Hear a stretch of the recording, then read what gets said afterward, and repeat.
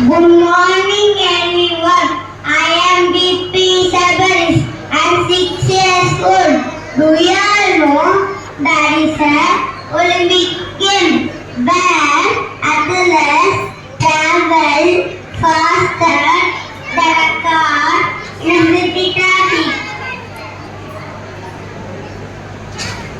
Oh yeah, this is skeleton.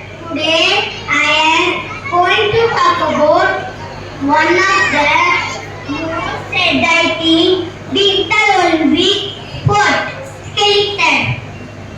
Skeleton is a winter sport where athletes race down on ice track or a small sled.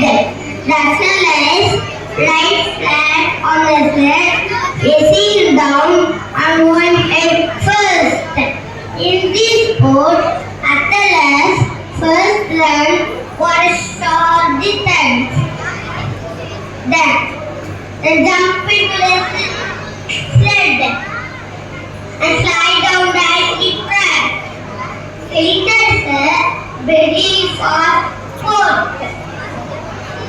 Athletes can travel at the speed of more than 130 km per hour. In